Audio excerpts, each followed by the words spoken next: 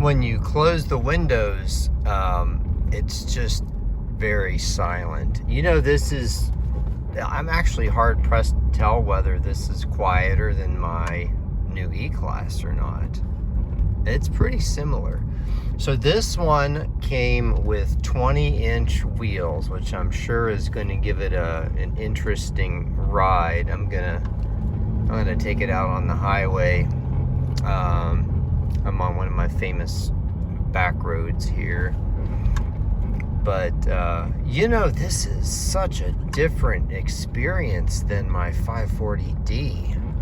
Holy cow. You know, I remember test driving one of these when they were brand new. And I absolutely loved it. It was just an amazing car. And I've always wanted one ever since then. Now, these do pop up for sale once in a while. But they're like a can of worms. This car has had quite a bit of work done to it in the past. Let's see, we've got somebody coming here, so we kind of want to... They're pulling over. We'll thank them. And I still see these bugs inside the car. They must have come from... this car came actually from Colorado. And I guess the bugs went for a ride from Colorado. I think I got them all out now. So we'll pop the windows back up there. But holy cow, man, I like this so much better than I thought I would. And I thought I would really like it. Man, I'm going to be racking up the miles on this one. Got somebody coming, lower the phone. I am going to be racking up the miles on this one and just thoroughly enjoying it. And of course, I will provide a bunch of YouTube videos going over the car and my driving impressions and whatever. This car has quite an impressive service history. So this one has had the AEM recall done in 2022, and it's only gone like 4,000 miles since then. So I technically have a little over 2 years and 43,000 miles. It covers a whole bunch of stuff. Another big plus about this particular car is it was California, Arizona, and New Mexico its whole life. It has never been driven in the snow. So I was actually going to drive it in the snow until I found that out. I'm probably going to just drive my GLK in the snow. Just to kind of keep this thing preserved. I mean, they're not making these anymore. Mercedes-Benz has only made whoa, didn't realize I was going that fast. Hope that's not a cop in back of me. Mercedes-Benz only made S-Class diesels for a total of, well, not counting like the 78 to 81 and then 82 to 85. So I guess they used to make a lot more S-Class diesels, but more recently you had the 92 and 93 300 SD, and then the 94 and 95 S350, which were the same car, and then not again until 2012 and 2013 when you had the S350 Bluetec. Now, these cars are actually historically problematic, but I went through a lot of the records already, and it seems like almost everything that could possibly break has been replaced at least once. You know, number one on the list is the oil cooler seals. Now, that was done. They were changed to the purple seals, which are the better seals, real early on in this car's life, at like 35 or 38,000 miles, and there hasn't been any leaks since then. So it seems like that did a good job of fixing it. Now, I'm pretty weighted down now. I've got an extra set of alloy wheels in there. Let me just do a quick acceleration to get on the highway here.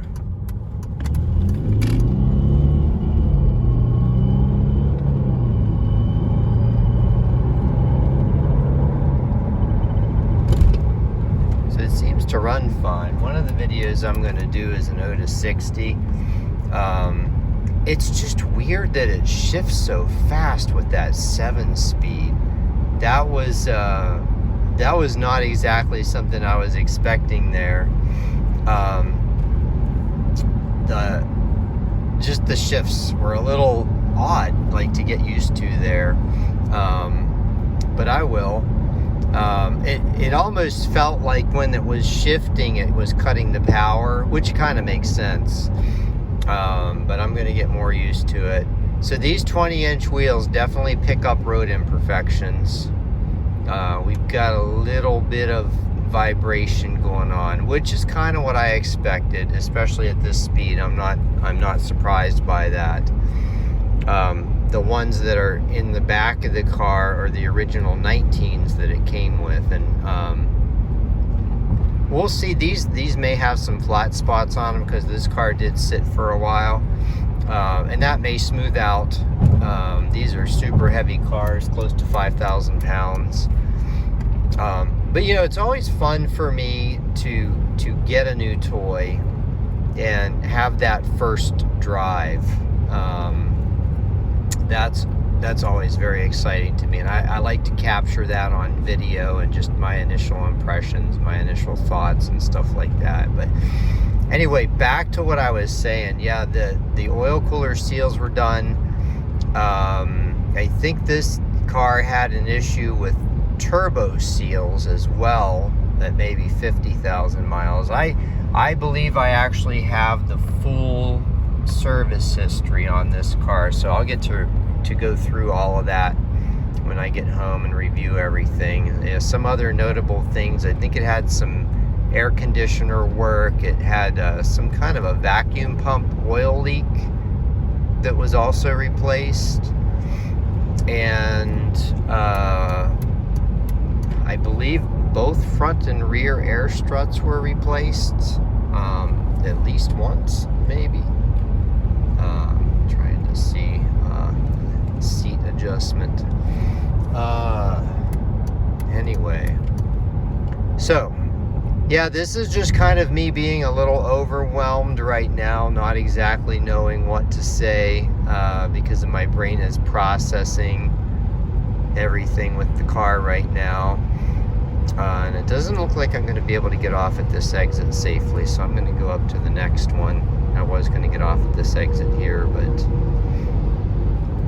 it won't hurt anything to drive a little bit further for my maiden voyage. It's funny, a lot of times I'll typically go pick up a car from far away and drive it quite a distance on its maiden voyage.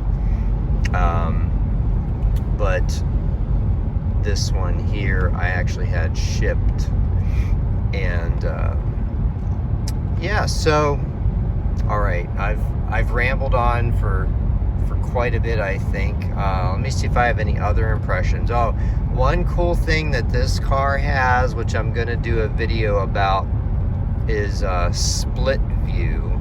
Probably gonna like load a DVD and then show how the screen will switch between the driver and passenger view to show the either the map and navigation and menu stuff, or the DVD.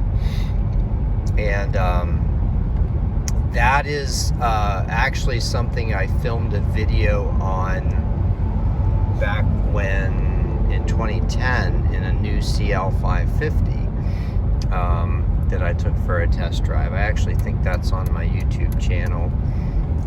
So the big difference here is I've always wanted that ever since I saw it, because I just thought it was so friggin' cool.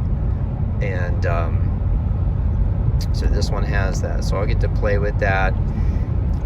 And yeah, I mean, I treat the car as a new toy to tinker with, to take care of, to enjoy, to drive, of course, to fuss over, and you know, it gives me a lot of pleasure. I mean, I think some of the people that watch my videos are just, you know, regular consumers looking for advice about a particular car, like you know, like my Versa. I make a lot of videos about my Nissan Versa.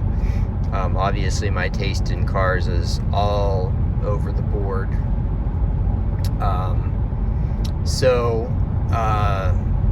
And then I think, you know, I do get some people who are car people watching my videos as well. And they tend to watch videos about cars like this, the more unusual cars. I really do like the very unusual cars, the rare cars, unique cars.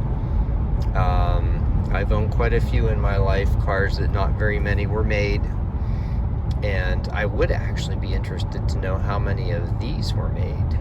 If you know, put that down in the comments.